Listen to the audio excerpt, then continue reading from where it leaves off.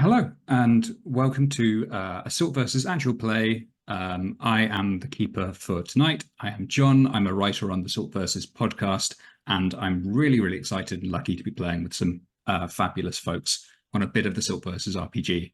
We're going to be running a mix of official campaign and character content and some homebrew stuff that we've thrown in just to have some fun with it, which I'm really excited to be sharing with you today. So, players, would you please introduce yourselves? Absolutely. Hello. My name is David. I'm going to be playing Frank Idle today, who is a servant of the Helping Hand. Hello, my name is Alex Rabitsky. I am playing Dr. Nim Hallow, who is a follower of the Chymical Convocation. Hi, I'm Rhyme. I am going to be playing Nora Kane, who is a follower of the Watcher in the Wings. Hi everyone, I'm James, and I'm going to be playing Vitria Stahl, who is a surveyor and follower of the Slag King. Well, very much. All right, let's get to playing. And I think we are going to immediately go very sepia-toned into a flashback for one of Dr. Nim Hallow's verses. Yes, previously I had written a verse of prophecy, the first one for the Chymical Convocation, the Whispered Psalm, in which I narrate a flashback to the first time Dr. Hallow dabbled in chemistry as a child or youth. I like that a lot. Yes, a nice sepia-toned flashback, transitioning from where we saw him last at the pub with a drink in his hand that he had just miraculously manipulated from an alcoholic state to a non-alcoholic one. We see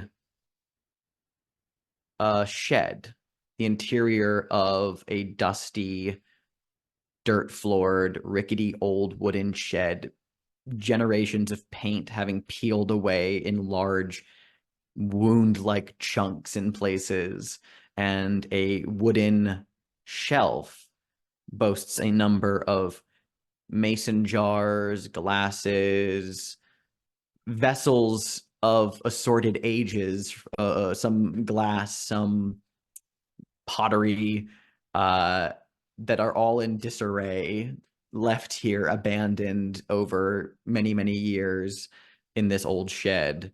And a young Nimhur Harrow is seated kind of on the dirt floor of this shed and is rifling through containers of astringents, household cleaners, chemicals, as well as other little things like bits of scrap metal found in an impact crater on the neighboring farm, bits of diluted like juices of fruits and assorted just random things. And we see this young Nim is striking flint against steel to ignite some gauze and thistle and setting up like a small little fire in this makeshift kind of chemistry set. And we see on his otherwise calm face, eyes that glint with interest and fascination, curiosity, as there is nothing truly orderly about what he is doing, but he is seemingly fascinated by mixing random different things and seeing what happens when these two things suddenly turn a different color, or when you mix these two, they form some sort of weird gas that makes my head all fuzzy. And this one makes this little bug I caught underneath the shed dissolve, but when I mix these two with this third thing, it doesn't dissolve that bug, this other bug that I found under the house. And he just loses hours to this endeavor of mixing things and just seeing curiously what happens. And as the light of day bleeds into twilight, the voice of his mother calls him in for dinner, when he, with strange efficiency for a child so young, puts everything back onto a shelf, organized in some system that he understands, sealed, labeled with bits of tape and marker, and before running out, casts one look over his shoulder, another glimpse, eyes flitting about as if to take stock and make an early assumption of what new things he'll try mixing tomorrow. And then he runs out towards the house. Spectacular. Thank you so much. Yeah, I imagine we're going to do a little crossfade from the eyes of this child filled with wonder as he runs back towards the house, and just gradually fade back onto the rather older, probably rather tired and haggard eyes of the adult Dr. Nim Hallow.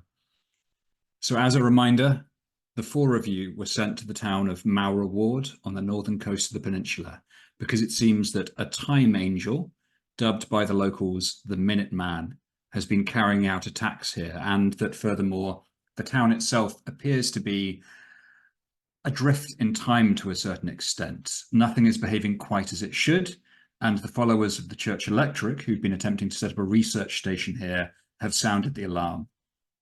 Upon arriving, you met with three obnoxious teenagers, Jitters, Welt, and Cabbage were their names. You then climbed the cliffs to the research station, and you observed that one of the locals was being held hostage by the Church Electric. You met with Mutter, a rifleman and rather sullen fellow who appeared to be the head of security for the bunker. You met with Dr. Richard Neer, the head of the facility, who was very welcoming to all of you, but you suspected perhaps had something else going on. Vitria, examining the compound, found a couple of useful clues, one of which being that there appeared to have been some kind of pitched battle involving fairly heavy munitions at the research station, and number two, that the Minuteman appeared to have had someone walking alongside them. You returned to the town and you stopped in at the Merrow's Moor, a mermaid-themed pub where you are now all sitting with your drinks. So I believe Dr. Hallow and Vitria were both at the bar. Frank Idle had just very kindly booked all of you a room at the Goose and Gannet Bed and Breakfast for the night. And Nora Kane, follower of Watcher in the Wings, had just got on the piano and started to deliver a very moving rendition of a traditional musical song. As all of you are now in this pub that, of course, we came up with via a Paint the Scene, I think it's probably a time we fill this in a little bit more. So if we could just do a little bit of a Paint the Scene for the interior of the Merrow's Moor. I'm imagining lots of paintings and photographs, maybe some black and whites of old residents of the town hanging on the walls. If you would like to, I'd love from each of you to know a bit more about this. So what aspects of Maura Ward's history and past can be seen around the pub that you're in right now? I think we see the like broken front part of a small air quotes rowboat, this dinghy snapped off in a storm. The wood is very old, the paint fading, and it's kind of like mounted, I think, above the bar, probably amidst like fishing nets and all that. There's a little brass placard beneath it that has the name of the boat. I'm gonna say it's like I can't think of one off the top of my head, but it's little something. It's like it was named like the smaller version of like a larger ship. So I don't quite have that, and I'm open to other suggestions. But this is the first boat that landed on the shores beneath the cliffs by some initial fishers who ended up settling in this area a long time ago. They kind of got like washed up during a rather tempestuous storm as they sought refuge, and they landed here. And this is remains of that initial skiff that landed here. I think there's basically a little, like a sort of a pedestal essentially in the corner, and it's got a big leather register on it. Looks like it's a couple of 100 years old, like a Lloyd's shipping register. and it's open on a particular page with a bookmark in, and it's like shipping, you know, like ships in, ships out, and someone's put a sort of yellowed little plaque at the bottom saying, "Under no circumstances amend the ledger," with like lots of lines under no circumstances. Love that. Any more for any more? Go on, Frank. I saw that. I was gonna say, we mentioned that there were these photos, these like old photos of town residents and stuff on the walls. I think the question was about the history, but I think we're in this setting where this town is kind of a town out of time in some ways right now. And I think that there are also several pictures of people who based on how they're dressed, based on like how their hair is styled, all these things, rather than looking like we're looking back in time, it's like we're looking forwards in time instead. Like we're seeing people who one could imagine would live in this town, or at least would have lived in this town were not, you know, things to have happened here the way that they have. And so we kind of have a portal both forwards and back through the pictures on the wall. Very nice, thank you. And Nora? I think, let me kind of go overall, that I think the inside of the pub is like mostly like weathered wood, kind of matching the ship's interior. And on the wall opposite the bar where the front of the boat is, there is one of those orange and white life preservers that also has like gold letters printed on it, but it's in a script that our characters at least can't read, that isn't a recognizable language from this area. That is super intriguing. Thank you very, very much. Okay, yeah, so we got a lovely sense of this pub now, I think, between the interior looking almost like it is a ship in its own right, this mysterious life jacket hanging on the wall, the remains of this old rowboat, these rather curious photos that almost seem to be looking forwards rather than back. And indeed this, yeah, strange looking ship's manifest, ship forecast, whatever you want to call it, that has this very ominous message attached. So I think as all of you are in your own way observing the interior of the Merrow's Moor, two of you at the bar, Nora Kane at the piano, Frank Idle coming back with that huge phone directory, this is when something very strange starts to happen. And I imagine Frank returning from the phones, you're probably the first one to spot that the clock is ticking faster and faster. The tick becomes almost just demented, like as it begins to speed around, the minute hand turning and turning as the hand approaches the hour ever quicker. And Dr. Nim Hallow, you of course have your pocket watch, and you can feel almost like a heartbeat. That own tick is getting faster and faster. And I imagine, in fact, that you're seeing some other fluctuations happening in time, minor perhaps, but significant. It could be that those of you who have a little bit of stubble at this point of the day might find that it's growing a little bit, your fingernails lengthening very slightly. Something is wrong in time, and everyone looks up from their drinks. Cora Locke, the landlady, she just puts down her pint that she was polishing and says, "Oh gods, it's coming." And as the hour strikes and the little clock over the bar, ding, ding, it rings out 7 o'clock. All across town, muffled through the boarded up windows, you can hear the answering bells of other temples and churches across Mowry Ward. The sound goes on and on, these rising chimes over and over again, and you could drop a pin inside the Merrow's Moor, everyone just listening in fear, their breaths caught to see what happens next. And then you hear it. A sound maybe more insectoid than anything else, almost a loud clock-like chitter of something very large. And suddenly through those boarded up windows where there's still kind of light visible, everything becomes dark. The doorman just goes, "Cora, we've got to get them into the basement. Get them into the basement now." Coralock puts down her pint and says, all right, everyone, come with me. And she goes over. I think she's going to go over to that same mysterious life jacket and just kind of give a tug on the hook that's holding it. And this life jacket on the wall is a concealed switch, and just a trapdoor in the floor of the pub swings open.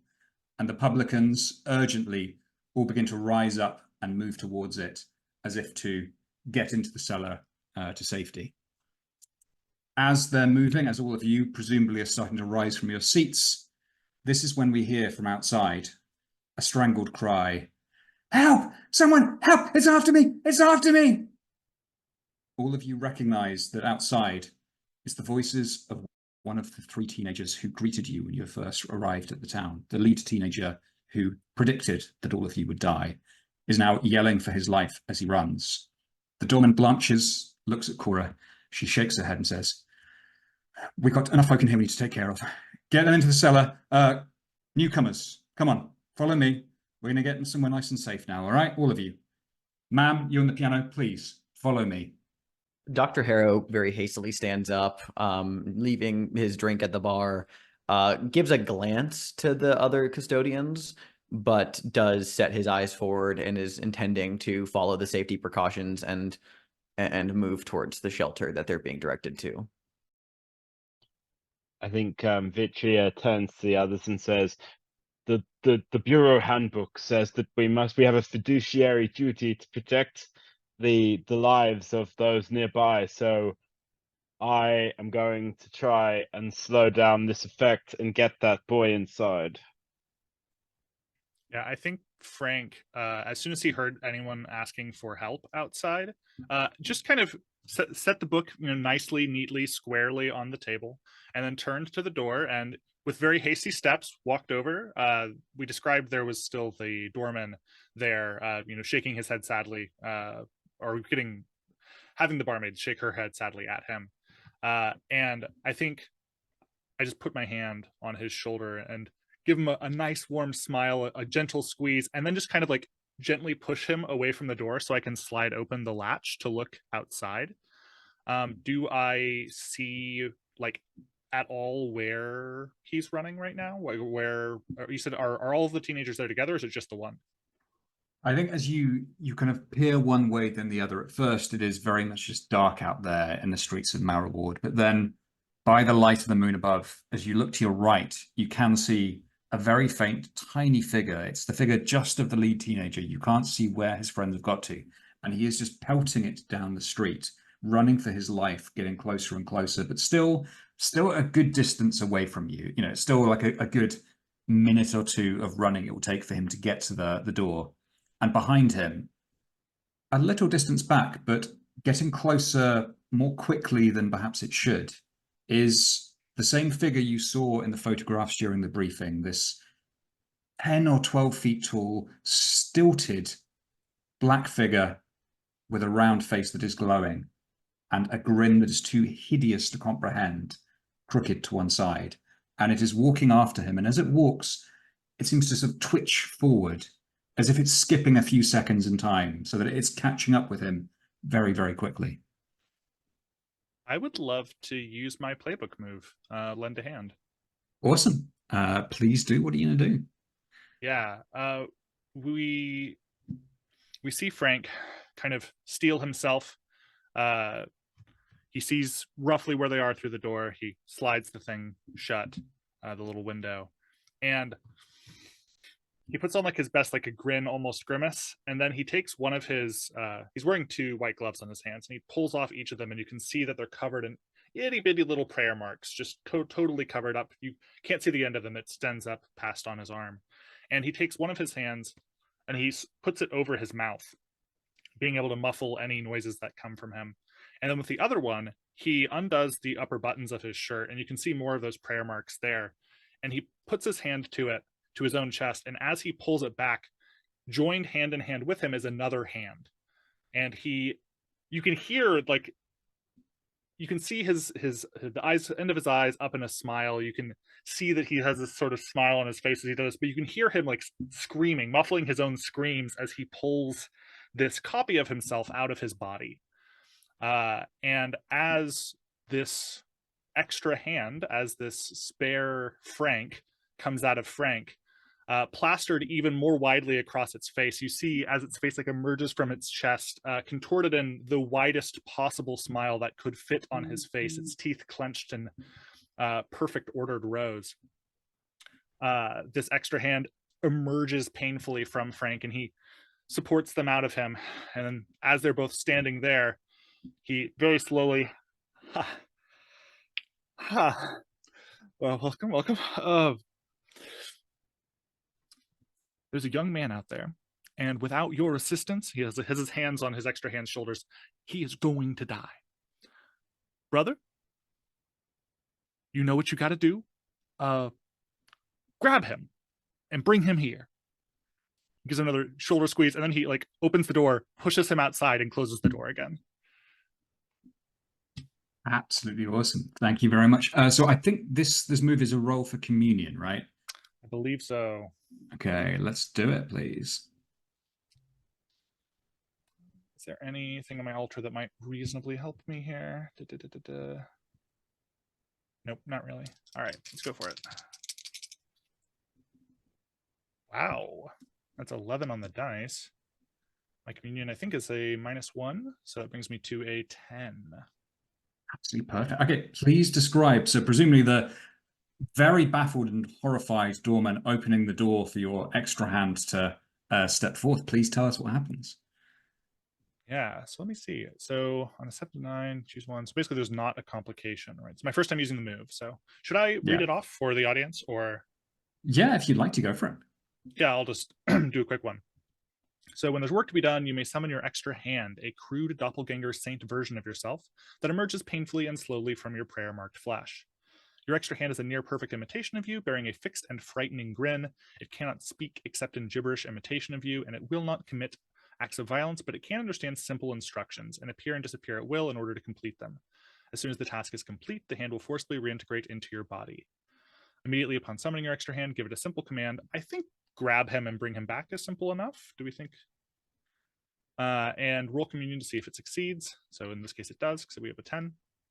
And then on a 7 to 9, keeper will choose one of the following or another complication of their choice. So yeah, there's a set of complications that could happen. So then I think what happens is extra Frank runs along the cobbled walkway towards the jittering figure of the Minuteman and the teenager in whom it is in hot pursuit of.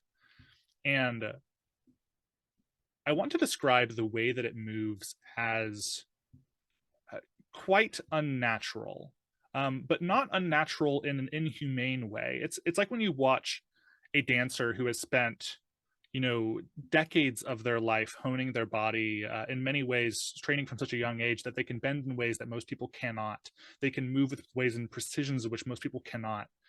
It is to that degree of perfection, of simplicity, no waste to any of its movements, that this extra hand, like pumping its arms and legs almost robotically, just putting all of its strength and speed towards fetching this teen in whom this monster is in pursuit of. And it is successful, but I guess my question to you, John, is it in time? He can retrieve the teenager and bring it back and have this teenager not be okay necessarily. I'm really happy just to let you have the success, because I think in my mind there is a clear consequence of this anyway. So not a complication, but just the natural outcome, which is the Minuteman's hands just stretching out as the second Frank kind of almost does a little kung fu hustle, the smoking landlady kind of weird robotic run to grab this teenager. And as it rushes back in through the doorman slams it shut. The Minuteman is not going to leave until it's fed, and without easy prey in front of it, it turns its attention towards the lights of the Merrow's Moor and begins walking towards the pub. Frank will shake his other Frank hand. Good job. You did a wonderful job out there. You did everything you needed to do. And it responds like, everything needed, yep, up. And he's like, perfect. And as he shakes its hand, it I think it disappears right after completing its task. So you see its flesh. Yeah, it's flesh into flesh. It sort of melts back into Frank's hand, and he doesn't have his hand over his mouth this time, so he's just like, ha ha ha ha ha ha ha ha, it's fine. This is wonderful time we're having here, as it rejoins with his body. Absolutely incredible. Thank you. I think, yeah, Jitter is in a state of absolute shock. Cora Locke, seeing what you've done as she stands over the trapdoor, just goes, the government spooks have got a fucking saint on their team. That's all we need. Get in the basement, everyone. Anyone who is not already making their way down, it's up to you. Do you wish to stay and confront the Minuteman or get in the basement? I'm basically going to try and scare off the Minuteman by reinforcing the sort of permanence and solidity of the building by praying to the Slag King. Awesome. Is So that going to be basically making it unpalatable by being you know, more permanent and less temporal? Is that particular prayer perhaps called the Psalm of Enduring Foundations?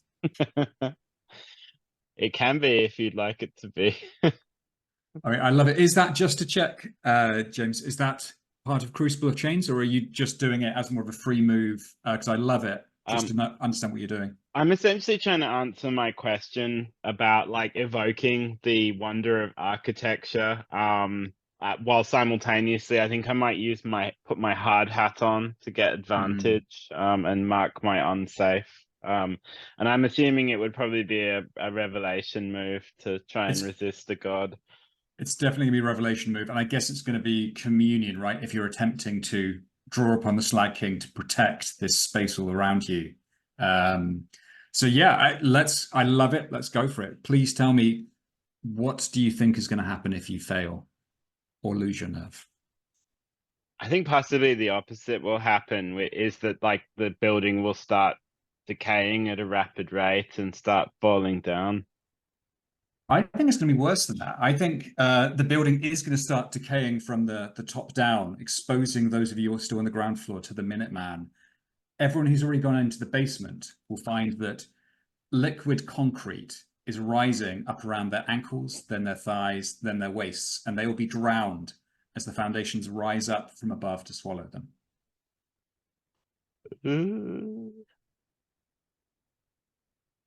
I think I think the way it opens is Vitria will turn to Frank and say, "That was very helpful, Frank. You could go rest now. That looked very, very unpleasant and upsetting. I'm doing fine. I'm happy to help though. You're very helpful, Frank. Frank is not fine. He's like his eyes like twitching. He's like, I'm doing fine. It's a great day. I think it's my turn, Frank. I think she'll pat him on the shoulder and say, "It's my turn, Frank." And put the helmet on, which is like a kind of bright yellow construction hat with the prayer mark of the Slag King on. And she's going to touch the door and start reciting, "I am a finger of steel piercing the sky. I am concrete bulwark proof against time. I am rebar flexible and strong. I am glass transparent and gleaming. I am proof against time." And she's basically just going to keep reciting these, like, you know, a psalter of kind of permanence and try and sort of reinforce the building. Oh yes. So you're not backing down is what I'm hearing very much here. Oh no, I sure am not. All right, let's go for it. Please give me a roll with advantage when you're ready. Okay, and my communion is 0 because I picked a +1 on that. So yeah, so I'll do, sorry, I have to get my roller up. There we go. 1, 2, 3. That's 1. That's a 7. Okay, a 7. I just squeaked over the line. 7. I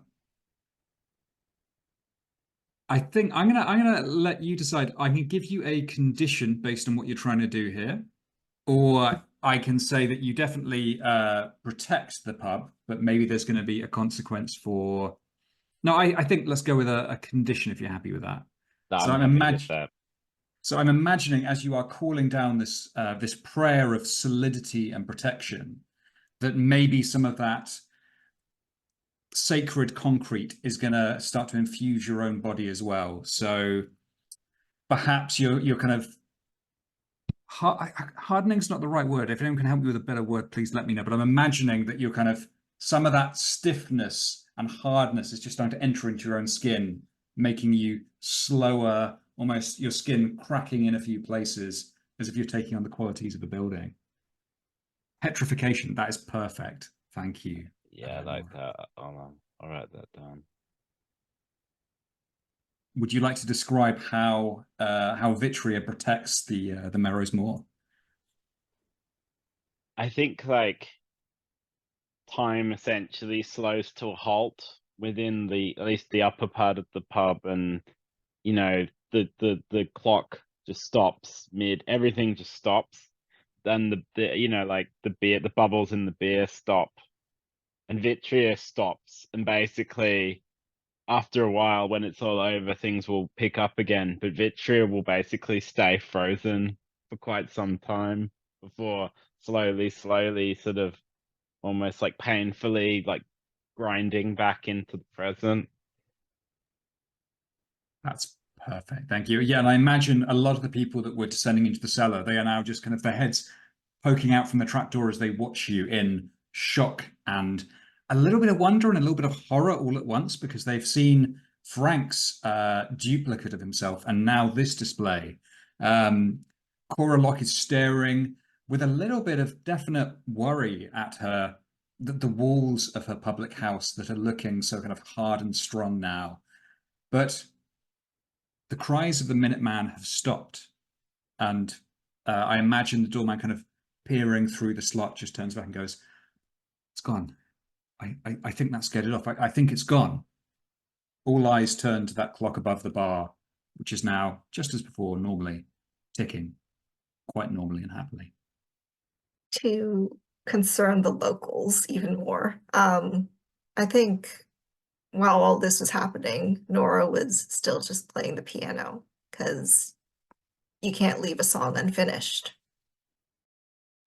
That's gonna do it. Yeah, I imagine that the song that was charming and making all of them feel very nostalgic and happy, it's now taken on a deeply sinister air, the fact that you have not stopped playing it. And I'm guessing, like, imagining it as like a 4-minute song, it could well be that it's coming to a final halt as Vitria stands there, just about beginning to move her fingers again. Love that. Thank you. I kind of love the idea that Nora was performing that song at the same like tempo, like the meter was like unchanged, even though like the increasingly like fast ticking of the clocks, almost in like defiance of a different kind of tempo, just still played it at the same even tempo it was earlier. That's very cool. Dr. Hallow was in the basement during all of that with the others. He, even when they rushed to go look, he was sitting on a small rickety bench down there, eyes somewhat closed, head resting up against the back wall, hearing the ticking of his own pocket watch spinning, and the furrowing of his eyes, the creases at the edges, or the furrowing of his brow and the creases at the edge of his eyes tightened and seemed to get like more stressed as he just was bracing against it as if expecting disaster. But then once the tick begins to settle back down into reality, there is a slight exhalation of breath as he slowly opens his eyes, and the tension somewhat leaves his body as he then steps upstairs to rejoin the others. Anyone else want to play out a little bit of a scene here, or we can move things forward? Up to you. Yeah, I was thinking Dr. Hallow kind of like steps out between the crowd and looks to Vitria. I take it that it is done, that it is off for now. I think we gave it a meal it didn't like. It likes time, it eats time, and we gave it nothing, and it hated it. His eyes flick over towards Frank, who is Frank like sweating profusely or exhausted by the ordeal of the saint? Yeah, Frank like has a handkerchief out. He's like dotting at his brow. He steps over my. Frank as well. And since we established that like Frank is kind of like the Igor to Dr. Harrow, I guess, like previously, do I know about your abilities, or at least assume, or is it strange to me? I don't even know. I think that I do think it's probably a little bit strange to you, but not in a off-putting way, but in a like useful way. I definitely think in the past when you've needed to test some kind of new chemical combination or something, but were at the time unwilling yet to train it upon your own body. I mean, Frank can make copies of himself that are perfect test subjects for a human analog. So I imagine that Frank has been involved in your research before. Yeah, then Nim steps over to Frank, kind of standing over him, looks down and just says, "Are you all right, Frank?" I'm right as the rain that's looks out the window, or the little slits in the window, that's not currently falling upon our heads. I'm doing just fine over here. It's been a lovely evening. The drinks were great, I hear, and of course we've got lodgings set up too. So I think we're all set here. In the kind of like space that follows this run-on sentence, there is a pointed look Nim gives you, which he then follows by saying, "Your hand. It was near the Minuteman." Yeah, right in front of it. He grabbed. We should probably check on that teenage fellow, see if he's doing all right. Yes, indeed. But Frank, I would like very much to, later this evening, I would like to take some samples of your blood. Perhaps it will prove some of the more physical effects of this entity's nature. I will be examining if you think your reconstitution in any way may linger yet the signs of its breaking of time. I have no idea, but I'm sure, Doctor, you'll be able to check me over and suss out everything right away.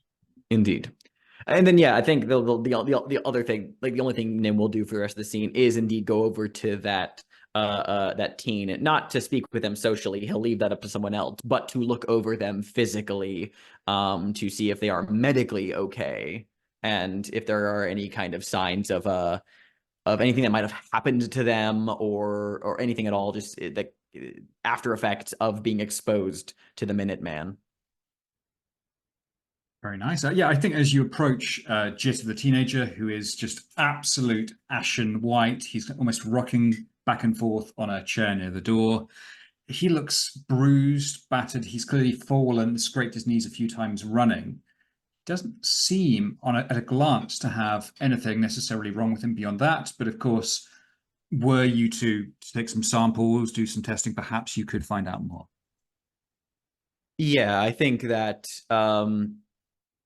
that's what he'll be doing. And I think honestly, between that and Frank, I'm fine if the intention after this scene is for us to go to our lodgings, then, or at least I think that's something Nim will do, to combine my analysis of Frank with the teenager as well, in my own quarters. I would like to use the investigation move, or information, whichever one it's called in this game.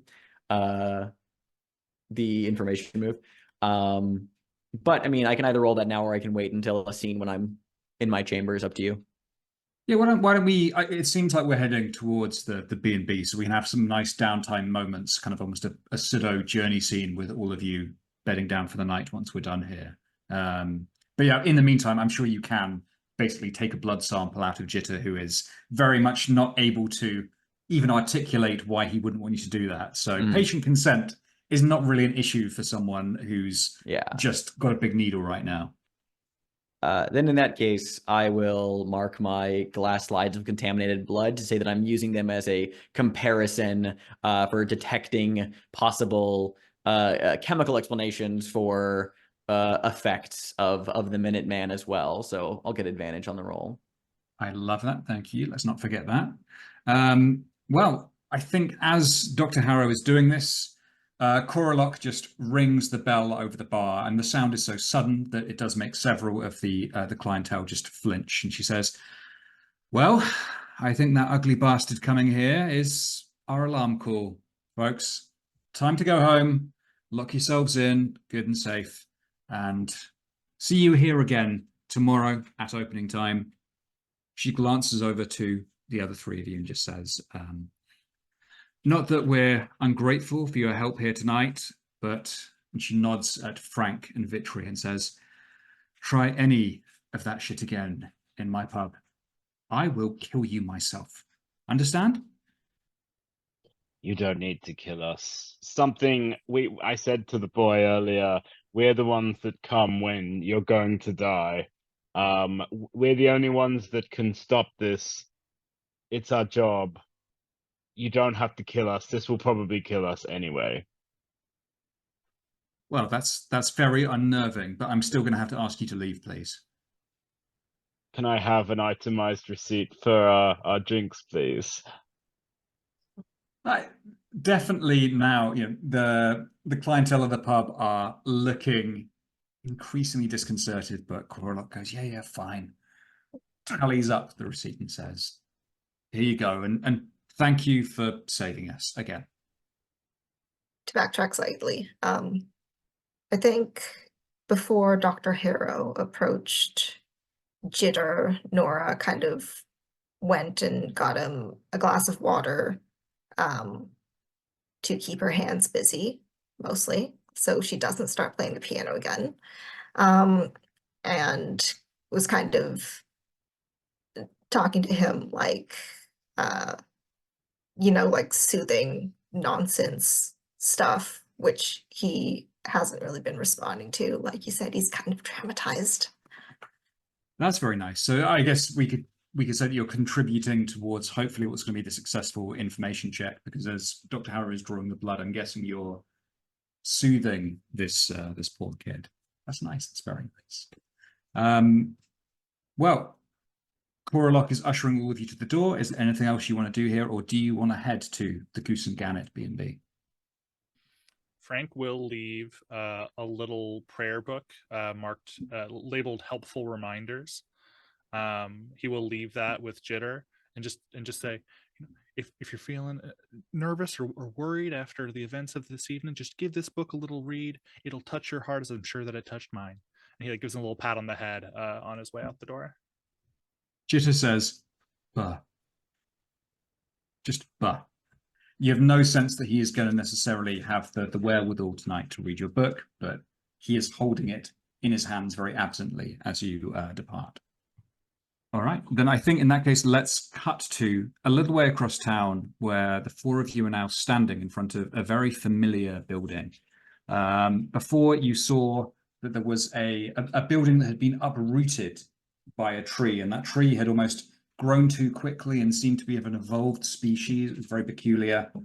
It's a derelict looking building, but there are a couple of lights on, and you can see now overhead there is just a dangling sign with a couple of geese drawn on it in top hats and Victorian style outfits, enjoying a nice cup of tea.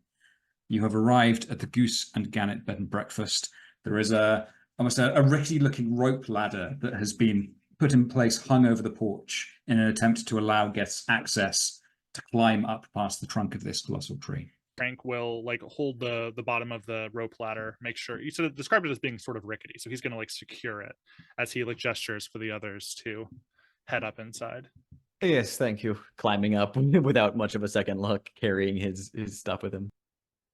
Very nice. As you reach the top, Dr. Harrow, the door does swing open, and standing in the threshold is the littlest old lady of old ladies you've ever seen. So all of the kind of the great stereotypes of she is wearing a petticoat, she is quite stooped with a cane, and she has these beautiful pebble glasses that are very big and very round, magnifying her eyes as she peers down at you, and she says, "Are you my guests?" Nim just glances over his shoulder at, assumedly, Vitria would be coming up as well, and Nim leaves Vitria to deal with most of the conversations of this nature. I believe so. Our helpful companion contacted you on the telephone. Oh, that's wonderful, just wonderful. I am the widow Gauntlet. This is my bed and breakfast. You're most welcome. I wasn't sure whether you'd arrive. We've had guests say they were coming to stay before, and then the bells have sounded out in town, and then they've simply never shown. But it's delightful to see you. It's delightful to see you. Please come in. And she leads you through into this great drawing room. And help me paint the scene here, because I'm imagining very much that this is everything in this space is twee or quaint or kitsch. Like nothing is tasteful, everything is cute. So I'd love, as a question, what particularly kitschy, quaint aspects of decoration, furniture, or otherwise can you see in this bed and breakfast? I think there are like lace doilies just everywhere, like on the tables, on the back of the chairs, on the arms of the chairs. There's one hanging on the front of a cupboard for some reason, like just every surface that could possibly have a doily on it, and even some that couldn't possibly have doilies on them, just covered. Yeah, that's brilliant. Exactly right. Yeah, I'm sure that doilies where doilies should not be is very much how this place seems to function. I think all of the walls are wallpapered, and each of the wallpapers, like each time you see one, you think that the previous one cannot be topped for its like adorable little figures on the pattern, or like little cute little flowers and bonnets and all that thing. And then you see the next one, you're like, no, that one is tackier. That one's even tackier than the last one was. And there's no like cohesive color scheme or anything to it. It's literally like she saw this, thought that it was cute, put it up on the walls, and that's how each and every wall in this place is treated. Like pillows and blankets of goose feather down. I think there's one of those paintings above the fireplace of a bunch of like dogs playing poker. But because this is the Silt Verses, they're all looking out at you very confrontationally, as if you've gone into like a gambling den and walked into the wrong room. They're all like looking at you like, what the fuck are you doing here? Oh, I love it. Yeah, the painting of the dogs, but it is very sinister and very confrontational. And the widow Gauntlet does not seem to notice this at all. She just kind of leads you through and says, so breakfast is served from 7 till 7:30. We have crumpets and your choice of eggs, coffee and tea. Your rooms are, and she lays out these keys where the fobs themselves are lace doilies. It says room 1, room 2, room 3, and room 7. Rooms 4 to 6 have tree branches growing through them, I'm afraid. I've been meaning to get someone in to deal with that, but haven't had the time. If there's anything at all I can do to make your stays more comfortable, please just let me know. I'm very happy to help. I am surprised to see that this establishment is still in operation despite this intrusive sprouting. Well, my dear, I've been here since the last war, and if the lingers couldn't force me out, I used to tell my husband, then some silly branches poking through the floorboards aren't going to do it either, are they? Quite, yes. Well, thank you for your hospitality. If you wish to go to your rooms, or you can stay up and chat, there is a roaring fireplace under the painting with the dogs playing poker. So it's up to you, of course. Dr. Hallow, of course, has some tests to run. But for the rest of you, I'd love to know what you plan to do with the rest of your evening, or do you just simply wish to head to bed and wait for the next day? Is there anything that needs work or tidying around here? I'm imagining very much that the widow Gauntlet likes to keep this place tidy, but there is only so much she can do as a less mobile little old lady. So I think she's very proud of how neat everything is, but definitely a practiced eye like yours would observe that there is dust on the mantle. Maybe some of the paintings are crooked. There is obviously roots and branches that have broken through the carpet in several places and torn it that she has not been able to fix. I think Frank is he's started not even really consciously thinking about it. He's like pulled a rag out of one of his pockets. He's gone over to like dust off the top of the paintings, reach up above the mantle, and the whole while he's like complimenting her on her decor choices and how lovely and how beautiful the ornamentation is on some of these tables. So he's going about cleaning things, but he's being so almost effortlessly polite as he does so. That's lovely. Thank you. If you want to, you can very much try and see if you can hear her talk about the town. You get a bit of an information move out of this act of work while you're talking to her, or you can just do it for character and flavor. I think this bit's for character and flavor. I'm imagining I think he's going to finish up everything immediately visible to him within the next half hour or so, while everybody else is they're settling their things into the rooms or going about their own activities. But I think eventually she's obviously has all these like lace and doilies and all these things scattered everywhere, and Frank is he is knits himself, of course. I imagine he could probably knit and crochet, and I think I'm hoping for a scene later where the two of them are sitting by the fire and Frank is like knitting or crocheting a new doily to go on one of her tables for her while they discuss the happenings in the town. That's, I think, what Frank would like to do.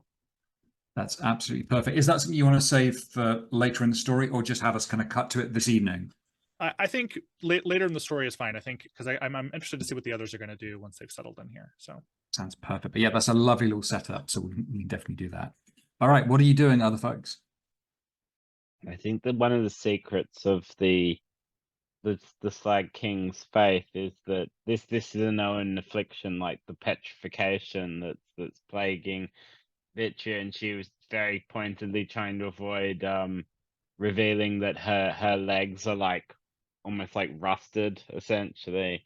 And she knows that if she goes to sleep now, she'll like petrify more and potentially just wake up as like a lump of hallowed concrete. And the only way to see it off is to keep moving until it sort of subsides. And she's noticed that Widow Gauntlet has a very fine collection of extremely outdated guidebooks and maps, and so she's going to occupy herself by reading those and trying to see if there's anything to be learnt in there. That's awesome. I mean, yeah, I think I'll give it to you straight out. So you're looking through these various guidebooks and maps of the town, and you can see some of the locations that you visited so far. To the east of the town, the cliffs where now the research station stands. In these very old maps, it's simply marked as abandoned bunker, in brackets, dangerous, do not enter. You can see the tourist parts of the town itself down by the sea, that there are many piers, and you can see the Ferris wheel on the map, and it all looks very grand and beautiful. Up to the west side, on the cliffs that surround from the other end, you do see there is a cemetery marked up on the cliffs, and there is sort of almost within the cliffs themselves, there is a little marker that simply says "Gift of the Flock," and that appears to be set into the cliffs. So that's the kind of the basic information you gather as you look through these books. Oh, and one more thing I should add. You also see close to the tourist end of town, there is a marker that says Evil Eye, General Store and Antiquities. Nora is actually going to attempt to get some sleep. And she's like sort of getting ready for bed and kind of just keeps tapping her protection bracelets just repeatedly. And then she'll stop and then she'll start tapping them again.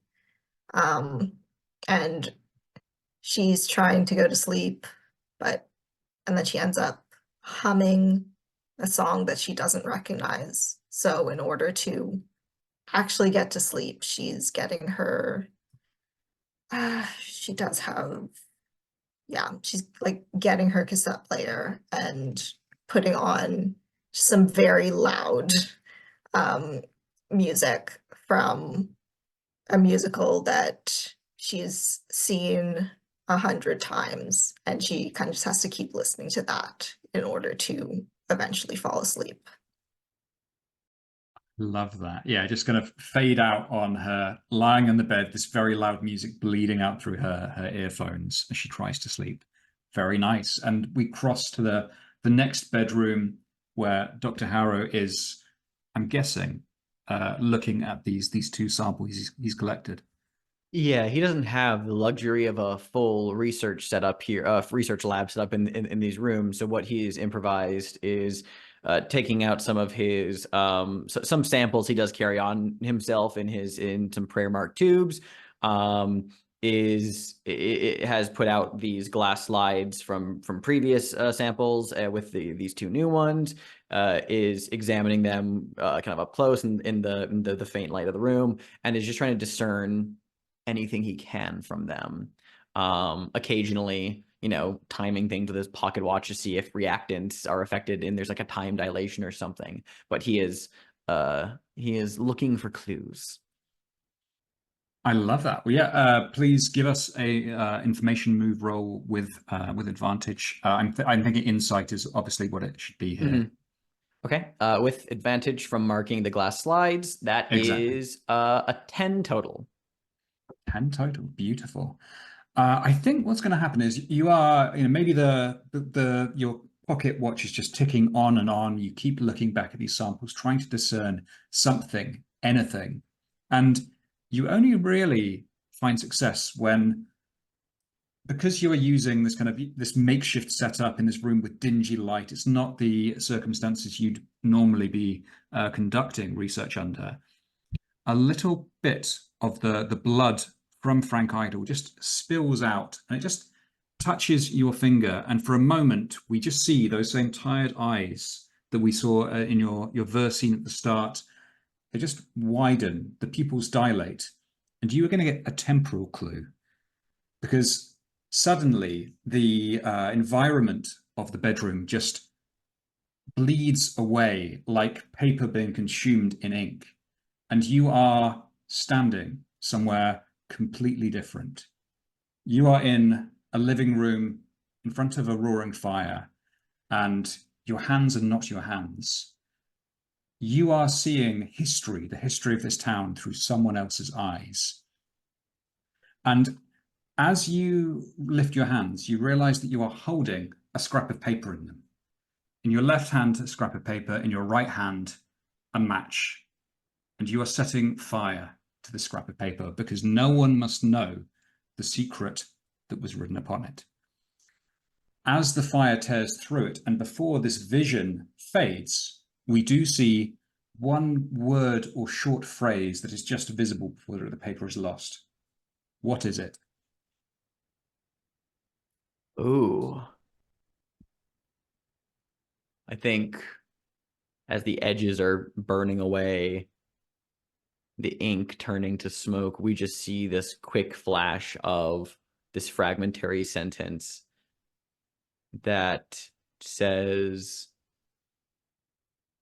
"My quickened pulse begins to," and then it's cut off. Fascinating. I love it. Thank you. Yeah, my quickened pulse begins to, and then the paper goes up in flames, and the vision itself just seems to burn away, and you are once again sitting in this dingy B&B room with your two vials. I think Dr. Nim kind of stumbles back, eyes wide, resting up against the bed. He takes a moment to catch his breath before he moves to a journal to begin documenting what he just experienced with somewhat shaking hands. Very nice. So yeah, I guess let's move from Dr. Nim journaling what he's just seen, barely able to believe it, to Nora Kane with those earphones on, musical blaring, through to the living room, Vitria Stahl in front of the fire, poring over these old guidebooks, and Frank Idle still working away. Anyone can contribute anything more if you want to, otherwise we'll cut to tomorrow morning. I think Frank will sit and have that conversation with Widow Gannett as he's working on a new doily for her. I like to think that they're just talking a little bit while he works on this. I think that personal angle is part of Frank's character. He wants to talk to people. He wants to know and understand, and by understanding someone, you can figure out how best you can serve them. I think that makes sense. Well, I think then where we'll leave things for the night is just the two of you sat together, you're doing this knitting, and she is staring somewhat mournfully into the fire, looking at all these scattered guidebooks and maps from when the town was in its glory days. And she just says, "It may not seem like it now, you know, dear, but this really was a beautiful place once. So a paradise in its way. Visitors would come here and they'd forget their troubles. They'd forget the lives they'd left behind them. And just for a week or two, they'd be happy to be beneath a hot sun, a blue sky, and with the clear sea before them. When the pier was still whole, it was painted white and red, and it was beautiful, and you could see for miles and miles all around. And that was where my husband knelt before me, showed me the two twisted bangles, and asked if we could wed." And she just stares with tears pooling behind those huge glasses, and she says, "But things change, don't they? And all of that was a very long time ago." And maybe we just focus for a moment on those tired old eyes as the fire turns to embers and then dies entirely. Daybreak. We open to a beautiful sunny day of a Maura ward, those broken down houses, the ruins of this once great tourist town. And all of you wake up in your rooms to the sounds of a breakfast being clumsily prepared for you with crumpets and your choice of eggs. Over to you. Nora's going to head to the kitchen and offer to help with preparing breakfast. Yeah, when Dr. Harrow emerges from his bedroom, probably later than the others, unless we have some real heavy sleepers, he does look quite tired. He probably didn't sleep that much, mostly focused on his work.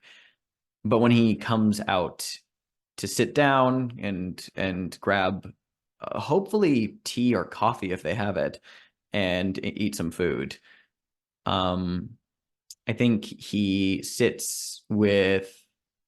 He's probably sitting by himself, but he wouldn't be opposed if some other person walked up and joined him. He just kind of grabs the nearest table.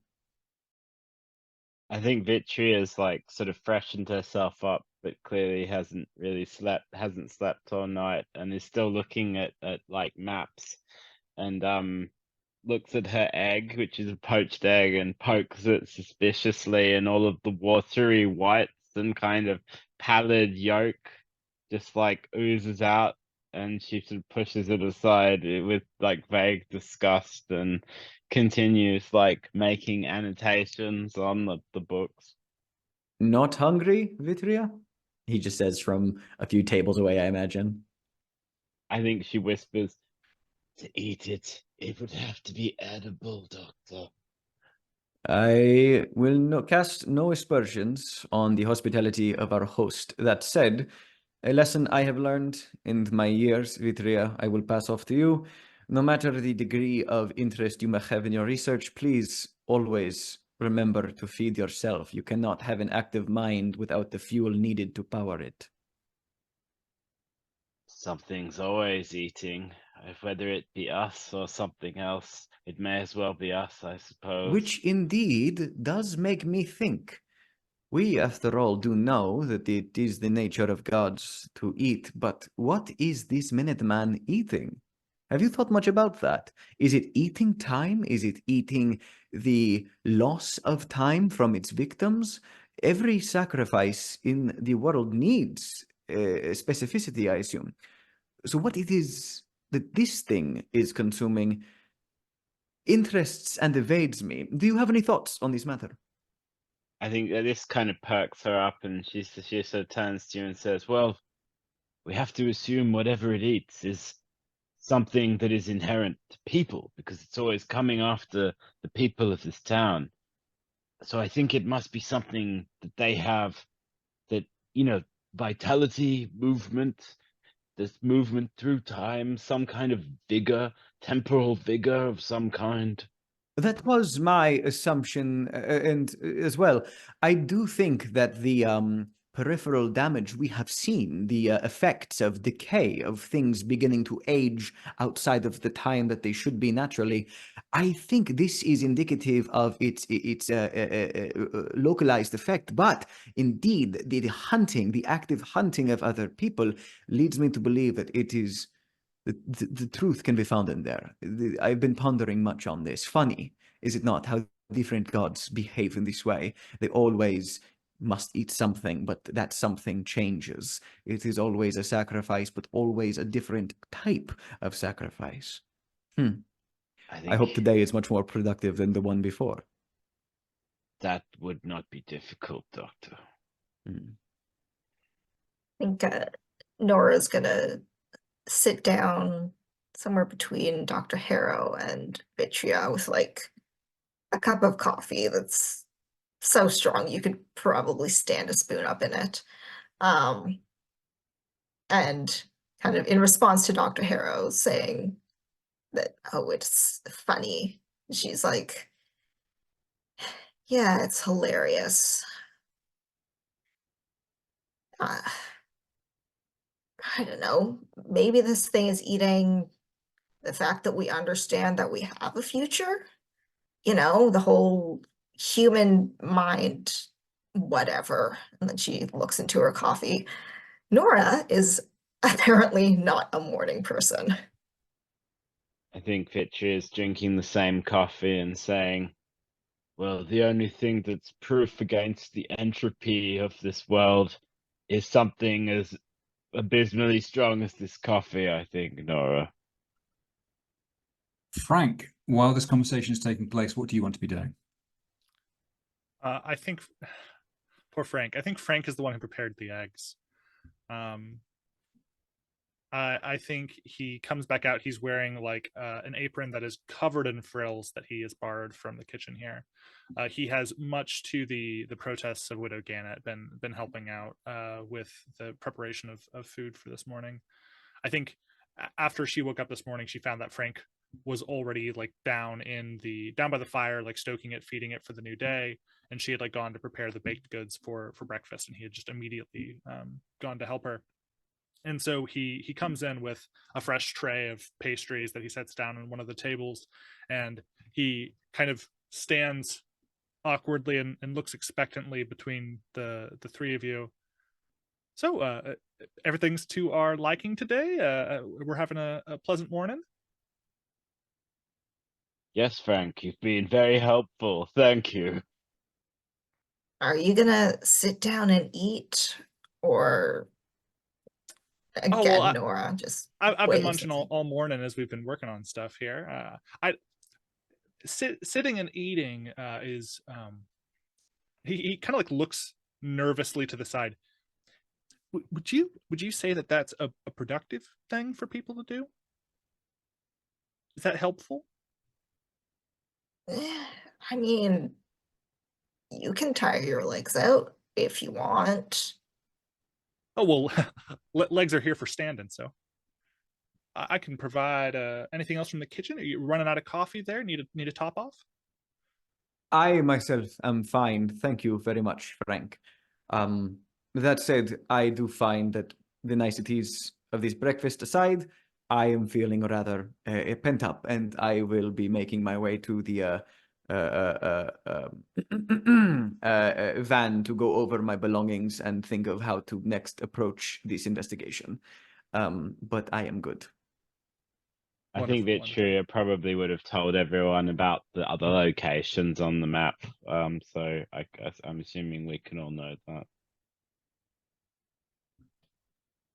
Indeed. And I think perhaps as Vitria is explaining this is when the Widow Gannett is just going to kind of hobble across to you, and she gets out a notepad and just turns it over and says, So dearies, before you all woke up rather close to dawn, I did have a message for you. Not a particularly polite gentleman. He said his name was Van der Horn. Would you like me to read it out to you? Yes, please go ahead. Well, there's an address. She gives you the address and says, it just says, um, investigate clinic outside Glottage, prioritize. And he said that quite firmly, prioritize. So I don't know what that means, darlings, but he didn't leave a number.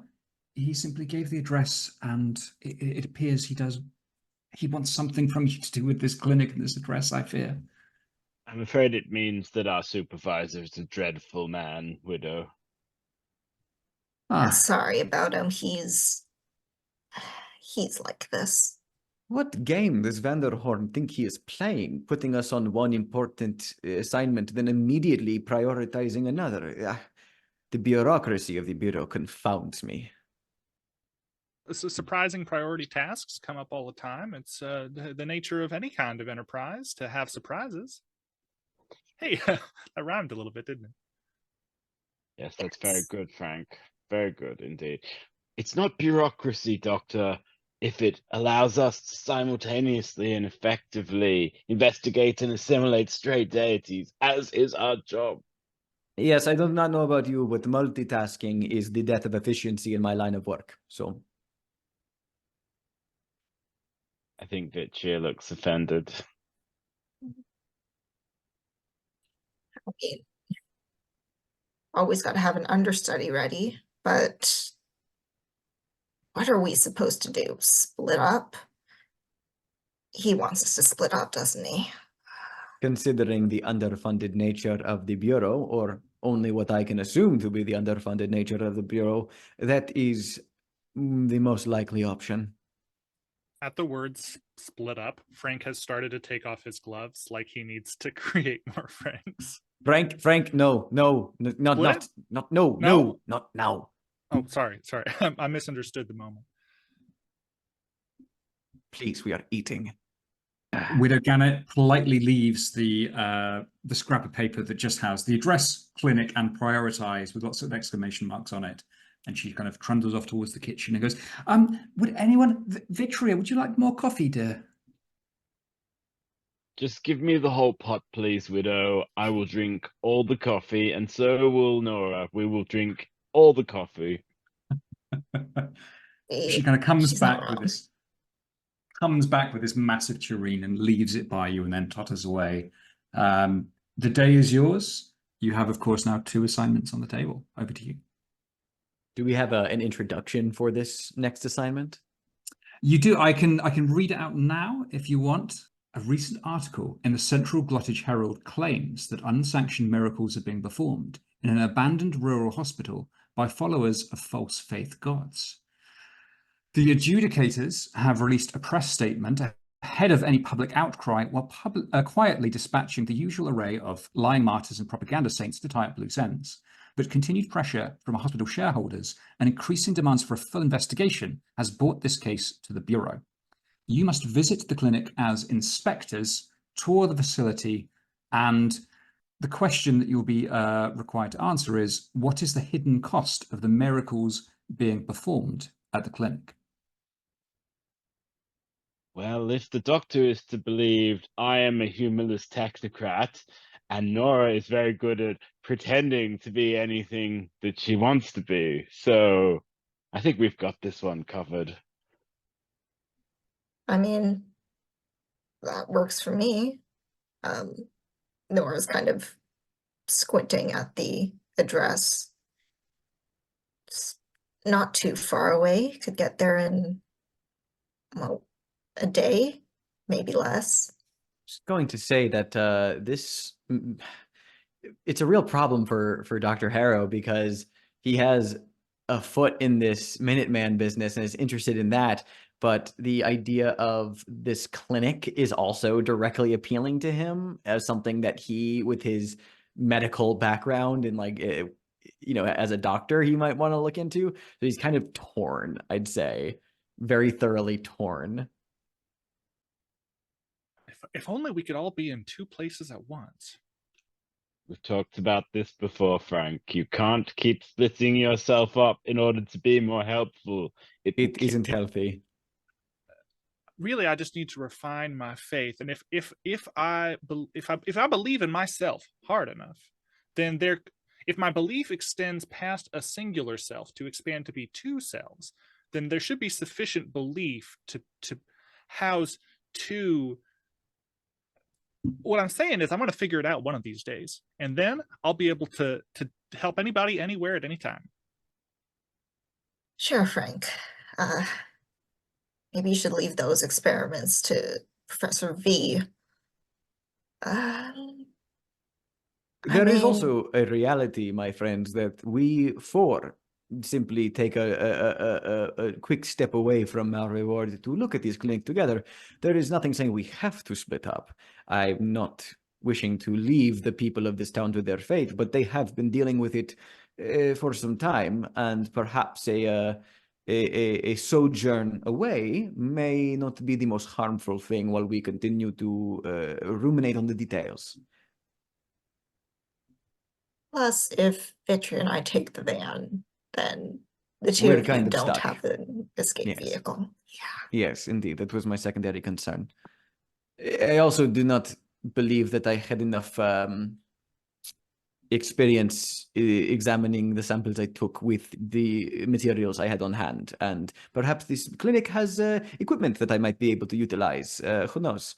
But Frank, if you think you'd like to stay in Malreward and continue to help the people, it's dangerous, but I will not stop you or demand you to come with me. It is your choice. Yeah, Frank is presented with a choice, and you visibly see the gears in his head grind to a halt as Frank has to choose between near-term like satisfaction and helping people who are immediately in front of him and in danger, and another group of people who potentially require his assistance, and also like to go accompany with you, with whom he's like more directly serving right now. And Frank just stands, and then he turns and he begins to like pace the length of the room back and forth several times. And I think finally he stops and says, "We have a duty not to abandon the people here, but the other place are performing miracles, which are generally considered to be a good thing. And while we might want to verify about the legality of the situation, okay,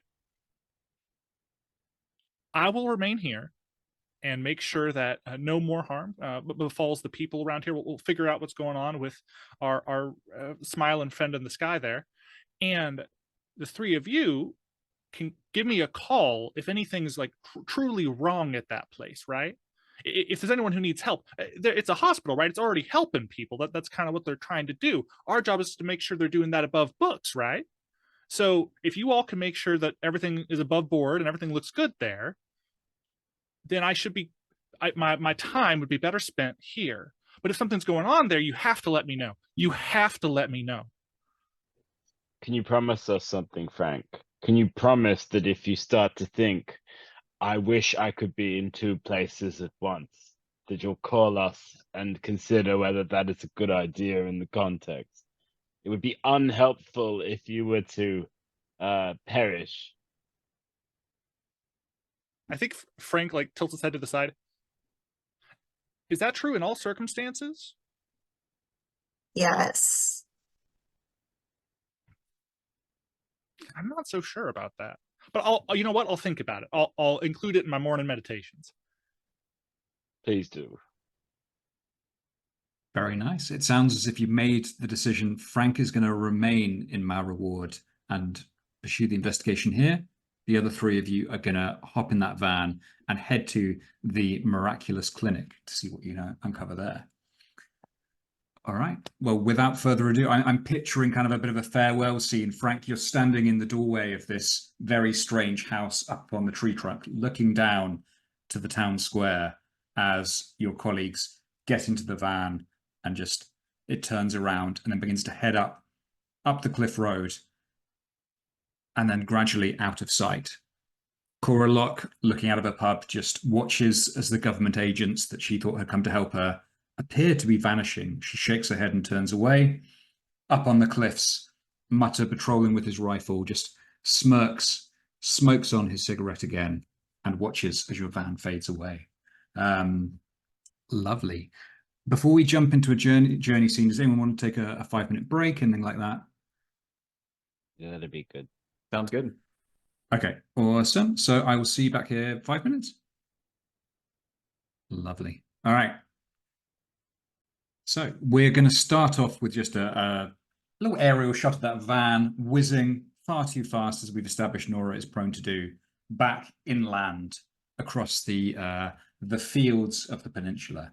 And for our journey scene here, I think I'd like to do a bit more world building with you all, if that's okay. So I think you are going to pass a massive billboard where there are just some workers who are currently papering it up.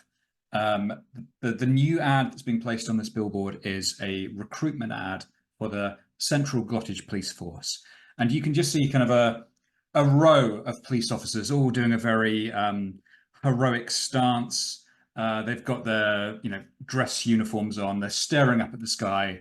And at the very end of this row of stock models, essentially posing as police officers, you just see there's a dark silhouette at the far end of the poster. And the slogan says, "Wear the bronze, be the best, work with the cloak." The cloak, of course, is the god of the police force in the peninsula. I suppose a silent partner who works with police officers, keeping them safe, but also leading them to make just decisions and act in the correct manner. So paint the scene would be, let's talk some more about what's on this advert, and what rumor have you heard about the Central Glottage Police Force that is being carefully avoided here? So what rumor have you heard about the Central Glottage Police Force that is being carefully avoided here? If it helps you come up with one, I also say that the other question is, recall a time.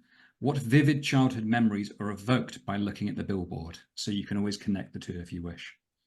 First of all, I think as we pass the billboard, Nora makes a sound of disgust and kind of somehow manages to make the van go faster. And on the billboard, there's sort of like childish cartoons of like handcuffs and what are the clubs called? Like billy clubs, I think they're called. It's sort of like, they look like the toys some kids would have when they're playing cops and robbers. But a rumor about the police force is that hang on, let me check our lines and bills quickly. Yeah, that's fine. There's a rumor about the police force that they maybe apply their clubs a bit too often, and that they have put some people in the hospital who, if asked, would not say anything about how they were injured. It's that iconography of all of them standing in a line that speaks of this rumor. There's this idea that there's this collective brotherhood, this like fraternal, allowing all sorts of genders to be cops regardless, this kind of communal sense of, we are working together, we are a chain, but a chain is only as strong as its weakest link. There are rumors that if you are that weakest link, if you are someone in the force that is a detriment to the servicing of justice and supporting your fellow brothers in arms alongside the cloak, that weakest link will be very quietly and very definitively removed from its place. I think all the policemen on the billboard have, on their bandolier, this like almost like a sort of like a Wadjet eye, like an Egyptian eye, but it's like an eye sort of little badge, and it's called a cloak's eye, and it was part of this like campaign to basically, it's like the equivalent of having a body cam that the cloak would always be looking through the eye to make sure that the Brotherhood was true. But the rumor is that they don't actually do anything, and it was a marketing campaign. Like, it was a kind of joint initiative with one of those agencies that rebrands when there's a problem. And I think Vitria actually recalls a time when, you know, she used to go to the show homes of her family business, and every single door had a cloak eye, you know, where the lens, I can't remember what they're called, where you look through, like little peephole, and they all had a cloak eye around it, and she used to stare back in and wonder if the cloak was looking back at her. Awesome. I absolutely love all of those. Thank you. David, Frank isn't here, but of course, feel free to jump in if you'd like to. Yeah, the detail I was thinking was like the billboard itself is actually remarkably well kept, and I think that the paper or whatever is reapplied on a regular basis to keep it looking nice and pristine. It's actually showing that there's like a lot of money behind this effort of marketing to control the image of both the cloak and also of the Cottage Police Department. And I think the rumor that underpins that is that the department has been known to, or at least is rumored to, target people who they can extract more money from. They claim that it's part of the process, and that things will be returned after the people's crimes have been appropriately weighed, and they're determined to be guilty or not guilty. But many things go missing at the Cottage Police Department that are taken, and I think that contributes to some of their funding. That's really nice. Thank you. Yeah, you speed past this billboard, Nora putting her foot down. It is time for the journey move, should anyone who's traveling wish to make it. I imagine you are free to carry out, obviously, the conversation if you wish, or a personal ritual while you're driving, or there are many rest stops along the highway where maybe Nora can pull in if you want to have a chat. So entirely over to you, folks. I personally like the idea of doing like a three-way journey move scene where we're just in the car. But if we do want to have a stop as well, that also is a good setting for it. So I'm game for whatever. Maybe we could stop at a Grinding Lord coffee roastery, like on the way, and get some more coffee and sort of peg it to that. Yeah, and Dr. Harrow's like, have you not had enough coffee today already? You've already brought the tureen, and yet you need more. You do know how the Grinding Lord works, Doctor. Rise and grind, it's a perpetual escalating cycle. That's how the god feeds. You just drink more coffee. Yes, I am aware of the ultimate result of it, but as for the personal cost, never mind. Who am I to judge you for putting substances in your body? Hey, could be worse. I suppose it could be. Nothing for me, but yes. We're all in contract, Doctor. The Grinding Lord's not gonna come and take us. I did not express assumptions that it would come and take me for my work. You do not need to speak to me as if I'm some sort of misbehaving child that needs to be scolded for the sake of adjustment. I understand the nature of our world, and that there is always a cost to pay regardless of the intention. See the coffee shrines in Glottage, Doctor. Great, we built them. You know, it was a joint venture. Massive cups of coffee rotating and glowing, soaring to the sky. Oh, it's a thing of beauty. Are you originally from Glottage, Vitria? What gave it away? Don't I have a sufficiently rural bumpkin demeanor for you? Yes. I suppose we've never really spoken much about our respective backgrounds, but you now travel with the Bureau. Do you mind if I inquire as to what you miss about Glottage and what indeed you find comforting about this transitory existence we now live? That is a very hard question to answer, Doctor. I am in the business of asking hard questions. Typically, they do not involve other people, but from time to time, there is overlap. Let's suffice it to say I'm about as glotted as it's possible to be. My family are literally the foundations of glottage, and leaving it felt very traumatic. But like all of us, I had very, very good reasons for signing the contract.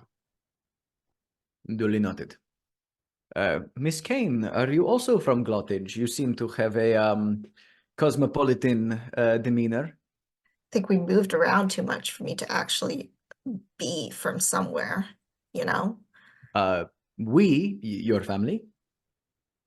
You could say that. I myself am not, if you could not tell. But I've been once or twice. Do not really work there, but it's a very nice city. Very big, very big.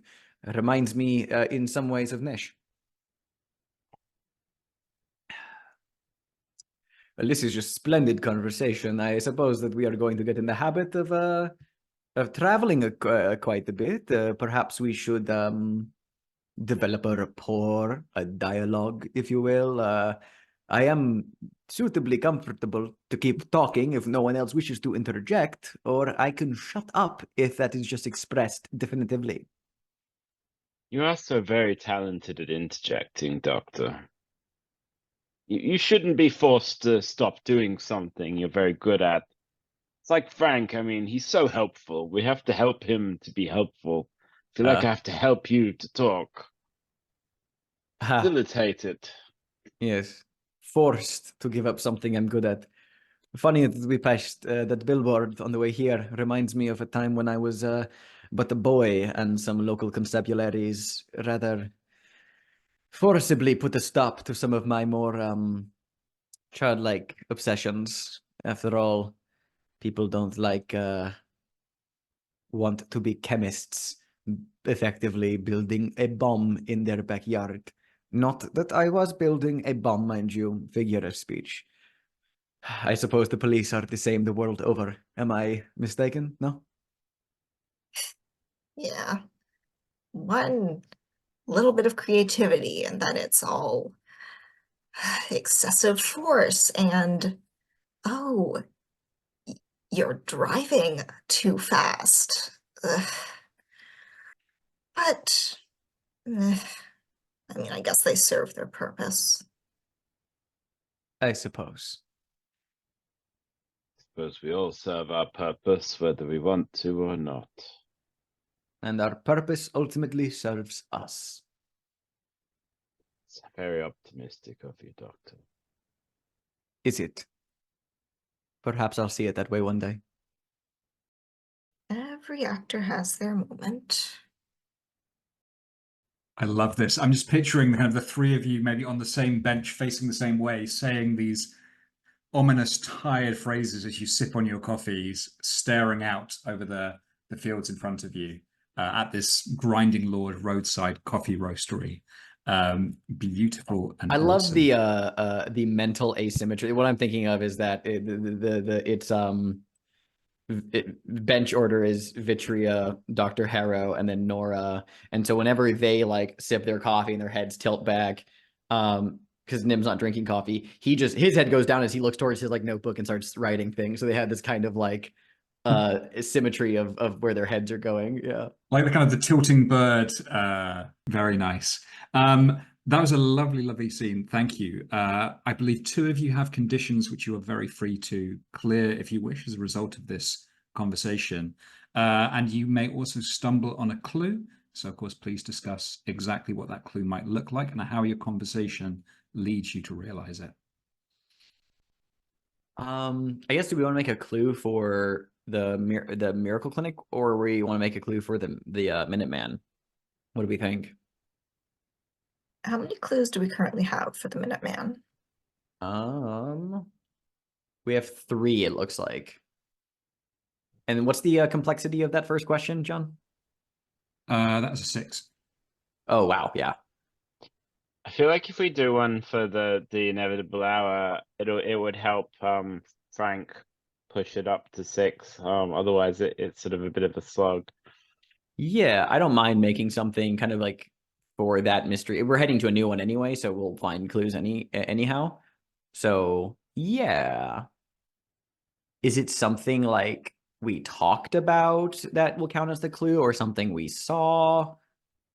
What are we thinking? I mean, so far, you're the only people we've spoken to who have the experience of both going to and then actually leaving the town.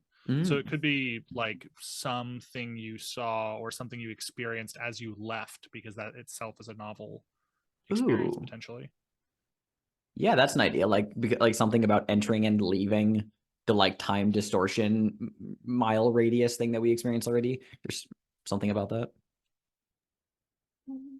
I've kind of been holding on to this comment where Nora was going to say to Dr. Hallow, it looks like you've got more gray hair. What if when we're driving like out of town, like Dr. Harrow's hair starts going like backwards, like I don't know what color his hair was before, but it starts becoming less Yeah. gray. Yeah. Ooh, like what about the idea of it like it actually like, and there are even less gray hairs than he had to begin with. It's like there's like a slightly like a rebound effect where it's like entered more gray than left and came out slightly younger than he was when he went in. Like, so there's this idea of like this, like there's some kind of like, it's not like a 1-to-1 thing. There's like a little bit of this like wobble, maybe like this, the time dilation has this kind of bubble effect. Or like a gradient where you accelerate as you go in, and then there's this bubble of altered time, and then it rapidly kind of reverses itself when you leave. Just the general idea that it's a bubble. Oh, also we have the idea that we can possibly incorporate that, just since Nora's been driving really fast, maybe there's something to be said about speed inside and of when entering and exiting the kind of area of effect that kind of applies here as well. Yeah, I'll defer to y'all for the final phrasing of that clue. I just kind of rolled it together. There is a rebound effect where Dr. Harrow became younger rapidly when he left, related to speed possibly as well, comma, Nora driving. Cool. Yeah, Sure. yeah, I like that clue. Awesome. That's very, very nice. Thank you. Cool. 20 minutes left. I'm going to say we're just going to go quickly to Frank, get a bit of a setup for Frank. Then we'll go to your conspiracy cutaway and then wishes and stars. So Frank, you have watched your teammates take the van. You are still in the town of Mara Ward. What's your day going to look like? Yeah, I think we of course like followed with the camera the van when it left, and we followed their activities, their hours on the road. And so when we come back to Mara Ward, I think it's like late afternoon of that same day. Now, whether or not how much time has passed and beyond the scope of that town, who's to say? But we left in the morning, and now we pick back up in the afternoon. And Frank has been busy today. He has been going around town to anybody he can find, and he's been asking them for their clocks. And in exchange for letting him borrow their clock just for the day, he's offered to like do something around the house for them, or take care of something at their place of work or business or what have you. And he's slowly been amassing a pile of just a miscellany of clocks. And he's been gathering them at that pier that we've talked about previously, the one that's worn down and used to be painted this gorgeous red and white, and now is kind of decrepit there at the edge by the water. And he's set out the clocks almost in like a hemispherical shape relative to a standing position. They're laid out, visible, their clock faces facing up, all of them kind of showing their different times. And he's been slowly like using like rubber bands and twine to like forcibly pull the minute and hour hand so that they all align at 6 p.m. something coming up soon, right? And he's gotten them all adjusted in that way. And true to his word previously, his goal is to like try to reach out to this god associated with the Minuteman. He's trying to have a conversation, right? That was Frank's goal when he arrived here. It was like, oh, let's talk to them, right? That'll work. And he's made this like clock makeshift Ouija board that he's trying to use to do this. And it's like not working. He's like, you speaking this ritual dialogue, trying to get something going, and it's just not successful. And then as he stands there kind of scratching his head, staring down at this, he snaps his fingers and he reaches into his coat and he pulls out a pocket knife and he slits along his arm, and with a finger in the place of each of the clock numbers, he instead like adds letters and numbers and anything else he would need on the board for something to communicate with him back. And he writes this with his own blood. And he's like, well, I'll have to explain it to the people. I'll clean it off before I give him back. It's not going to be a permanent change. I'll just put these here temporarily. The god needs something. They're not going to do this for free, right? You got to give him something to get something. That's how the relationship works. Gods, they must, of course, gods must feed, but they need something from you. They're not just going to do anything for free. And he's like slowly getting this built. And then having effectively covered all these clocks with runes in his own blood, he's going to reattempt to establish a connection with either this temporal god responsible or the angel of the Watchman itself. I freaking love that. That's so cool. Awesome. Yes, that's such a lovely note to end on. Frank with his time Ouija board. Okay, well, I think this definitely needs to be a revelation move. Communion, from what you said, makes perfect sense. So what do you think is going to happen if you fail or lose your nerve here? I think if I fail, I might there's like fail completely where like nothing happens, but I feel like that's the most uninteresting way it could go. I think the thing that I'm worried about is the Minuteman is just like called by this. Like I'm just trying to talk to it. I'm not necessarily trying to bring it here, but like it comes here and it's not interested in talking. I think that's what I'm worried about. That makes sense. Here is how it's worse than that. What you have created in a town that is already, time is breaking all around you. What you've created could be a Ouija board, but it could also be almost a bomb, right? You are collating this power that is already dangerous and risky in this town. So if it goes wrong, I think that the Minuteman is going to come after you, but I think you're very possibly going to open up a time rift and begin falling back into the past of the town as the Minuteman pursues you. So it will come, but you will also be just falling through the past history, the past years of what Malreward used to be when that happens. I love it. Thank you. Would you like to back down? Would you like to make the roll? I think I'd like to make the roll. A detail I'll add, because boy, do I need the advantage on this. I think Frank, after setting everything up, he like sort of like dropped to his knees and was about to like touch it and begin his prayerful chanting again. But then he like stops. And like his hands are like shaking just a little bit, just above. And he kind of pulls his hand back and he reaches into his coat and he pulls out his knit hat and he puts it on his head and he draws it like down low over his brow and he just kind of holds on to it for a second. And he thinks about all of the stitching he did to make it, all of that patient activity, all of that work that he's done. And he's like, no, you deserve this. You've got this. Okay. And he takes his hands and he sets to work at beginning this ritual. So I'm going to use my lovely knit hat. Go for it. I'm going to hope for the roll I had earlier because that was fantastic. Do one more of those. That's generally okay. My high 2 dice are 6 and a 4 is 10 minus 1 communion. That is a 9. That is a 9. Okay, it's going to be a success, but I will say let's leave it on the cliffhanger of all these clocks hitting 6 all at once, and you just being there standing over it as the clocks begin to shudder and glow. Awesome. Absolutely love that. Thank you.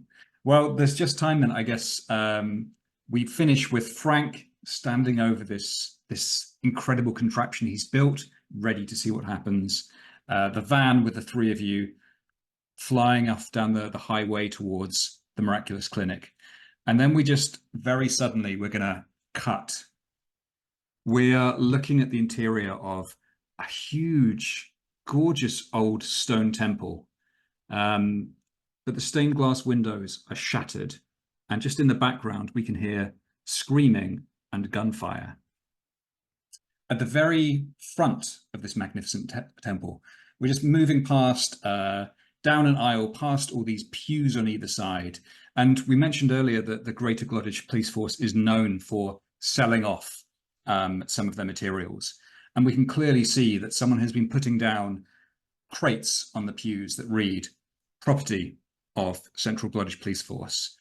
Crates filled with automatic rifles, grenades. This is kind of hard level munitions that have clearly been bought by whoever is committing an atrocity right here in this temple. At the very front, we see an altar, the candles spilled on the floor, holy books tossed in all directions. And we can just faintly hear someone is bleeding out. Sat in the pew at the very front of this temple is a man. And for a moment, you might almost think that he was a statue because he's sitting so still and because he is so immense, a mountain of a man, just packed with muscle, standing a good, certainly well over 6 feet tall. He has a white beard and white curtains of hair, and he's just sitting there patiently. And he is tapping a billy club taken from the police force supplies, just very gently against his knee, but otherwise completely unmoving. After a moment next to him, we just hear dring, dring. He sighs, reaches over and picks up one of those portable field phones that he's placed beside him on the pew. And he says in a gravelly voice, "What is it?" He listens and says, "My reward? No, ma'am, we left it. You told us you wanted results and it was a dead end. Couldn't kill the angel, so we moved on." And that kind of great craggy face just frowns very slightly, and he says, "Replacements? No, ma'am, no one came to replace us. We left it well alone." Well, that's an interesting report. We'll check it out. And he just kind of carefully puts the phone back down, and then he leans round and calls to someone in the back of the temple and just says, "Sergeant, get someone up to the north coast and see what's been going on. It sounds like we got ourselves a little competition." He just hefts himself, this huge man, to his feet, and he approaches the altar where a priestess in white robes is just lying there, gurgling, blood dripping down her chin. And he just quite acrobatically swings that club. And then it shouldn't look so casual to kill someone like that. It shouldn't be done with such carelessness. He barely even turns to look at her. He just swings, breaks her neck in a single movement, tosses the club down, and then walks away. And as we follow him, fading to black, his boots upon the paving stones of the temple begin to sound a lot like the rhythmic tick, tick, tick of a clock. And that's where we'll leave it. All right. Thank you, folks. That was amazing as always. Really, really love that. That was fantastic. Yeah. Cool. Okay, just homework then to do is XP. Who hit one of their XP markers? I feel like I hit a couple because I feel like I was vulnerable to somebody during the journey scene. Yeah. And I feel like I did deliver a monologue about one of the following: the nature of God's futility. Yeah, I feel like I definitely did. What's arguable is if I engaged with a god, angel, or other divine manifestation. I wasn't directly present when. I mean, Frank was definitely doing that, but I'm not sure if that would also count for us being nearby, or if me interacting with the blood and having the visions counted as a divine manifestation. That one's kind of open. I think I would push for being a bit harder there, because I think it will be more meaningful for Frank and Vitria, who did sort of step up and confront the Minuteman directly, if we hold back on that one. Then I got if you're happy with that. Yeah, I'm fine with that. Perfect. Okay. Anyone else? I did engage with a god, angel, or other divine manifestation. Didn't undermine the orders of my superiors. And I did talk at length about architecture, and I'm just going to use it to get my XP. I'm not going to clear the unsafe that I got from using my hat, so I'm going to leave that in play. Awesome. So I'm at 3 now. Thank you. And Nora and Frank? I think I got, did you struggle with your personal faith? Because Nora had her whole doesn't want to play the piano, having trouble sleeping moment that was there. definitely that. Frank, did you Mhm. engage with the god angel or other divine manifestation? Yes. Complete an assignment? No. Did you go out of your way to connect with the local community? I think Frank, that one comes very naturally for this character, so that's an easy one for me to almost always hit. The one that I think is a little bit more tenuous. Did you deliver a monologue about any of the following: the nature of gods, futility of individual choices, or horrors that society accepts as good and necessary? I sort of was angling for the nature of gods there at the end, with like recognizing that, like, oh, I can't just talk to this thing and it'll listen if I don't do anything that it wants from me, that if I don't give it anything in exchange. So I had a little bit of a monologue there, but it wasn't terribly long. So yeah. I think also your kind of executive like glitch about like what it was the most helpful was actually kind of like engaging with the nature of divinity as well. Yeah, or I think even like what society accepts as good and necessary. It's like, oh, I have to weigh people's lives against each other. What? yeah, I think combined that's a fair case, isn't it? For, even though it was a short monologue, but it was still a monologue. Hey, I'll take it. All righty. Cool. And then I guess wishes and stars. So stuff we really enjoyed and stuff we'd like to see more of or less of in future. Stars are really hard with this one because there was just so many good bits, which I suppose is a star in and of itself. I really liked the twisting of the scene from the end of last time with Nora playing the piano, to then, because I was wondering the whole time like what Nora was going to be doing in like tying in with that scene, and then it's like, oh, I just kept playing the piano because like I'm not going to stop playing the song. And it's like, oh, that is so spooky in its own way. Like people are panicking and heading downstairs. Somebody is being chased, potentially dying outside, and Nora just finishes her song. So I thought that was fantastic. I really liked the conversation actually just here in the journey phase as well between Dr. Hallow and Nora and Vitria, as they're just, I feel like we're slowly settling into the banter of this group, which I'm really excited about, and like kind of figuring out how the characters relate to each other. My wish is to, I'm really excited actually with this split. I was kind of nervous about it at first, but I realized like, Frank can't leave. He's not going to go. But now it's like, it's going to be really interesting seeing these scenes of the three, Vitria, Nora, and Dr. Hallow all interacting like at the hospital, and then cutting away to like whatever bullshit is just happening in Merriward. I think is going to be like a fun 1-2 with the future. So I'm excited to see how that unfolds. Also with this splitting the party, I thought that was interesting because like obviously Dr. Hallow has to go to the hospital. So figuring out like, okay, how are we going to split up? Who's going? And I think seeing what Frank's going to be up to is going to be interesting and also terrifying considering what he just did. So that's going to be fun. Yeah, I wrote down some stars. John, your narration continues to be very cinematic, very evocative. The way you describe and set scenes is one, very inspiring to kind of hook us into the moment and give us a lot to build off of, but also just on the fly, the way you take our input and then spin it into this very compelling narrative. It's a lot of fun to listen to. David, I really enjoyed the description of how Frank split. This is very gross, very body horror, and the way that he is like laughing through the pain was very uncomfortable in a fun way. Also, I enjoyed the scenes of Frank pacing and kind of going through the pieces in his head. James Vitria's prayer to the Slag King to protect the building was awesome. That was really cool. I really like Nora's rather mysterious answers during the journey move, which in of itself, that scene was a lot of fun. I enjoyed the banter between the three of them and the symmetry, but her specifically just answering questions vaguely, like you could say that in regards to the family, or we all have our parts to play. Very delicious. I'm very excited.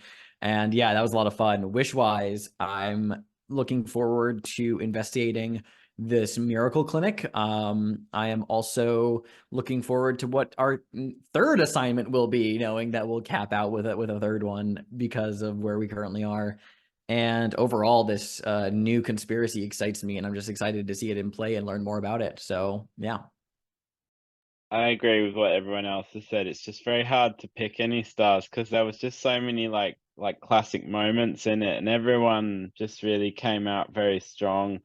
But yeah, just the kind of desperation of Frank to be helpful. It's just something like, I think you succeeded with what you said last session, David, about what you wanted to do, of just like the anguish, like the tragedy of being helpful, you know, being that character really works. And I'm also just really enjoying like a slightly more free-form structure, because I think it occurs to me, you know, like the games like the Between are much more rigid. There's like a day phase, a night, but you know, it's more like, whereas the way that this game works, it's already more loosey-goosey than some of the other Carved from Brindlewood games. So it lets you do that. So the fact that we got in the introduction at a narratively appropriate place, and like the little, like the things with Van Horn and, you know, all the little, like, it can really support quite a lot of narrative scaffolding to make it a bit more podcast like, and that's very entertaining and quite exciting. And like, I just loved all the extra scenes and the stingers and things. It's a different style for me for CFB, and it's very entertaining. So and my wish is just to see like everyone keep pushing in their respective directions. And I agree, the sort of banter and the vibe is really strong, and I think it's going to work. And I've been dying to see the Bleeding Witness like in play, and I'm really looking forward to that. It's so gnarly. I can't wait. Yeah, just to echo what you all said, I really loved hearing all of you. And it's quite funny for I guess a session that began with a bang. I loved just the quiet moments, whether it was all you describing what you're doing at this kind of very twee bed and breakfast, Nora with her headphones on the bed, Frank doing his best to be kind to someone, Dr. Harrow in his study, Vitria looking at the maps, and then all of you at breakfast together. It really found like there was just a lovely flow and sense of character in those moments, then in the journey scene. And David, like you, when the other three said they were heading off without you, I was like, oh, I hope David's going to not feel like he's got a lot of weight on him. But I instantly felt the joy of having that split when you didn't come and say, oh, well, I guess I'm going to walk up the cliff to talk to someone else. You said, no, we're going to cut to later that afternoon. And Frank he's got a plan. That felt such a wonderful use of, like James said, you know, the flex of the game and being able to jump forward and do something really dramatic that really moves the story on. So yeah, I'm really excited to play it with you folks again. And thank you as always. That was just brilliant.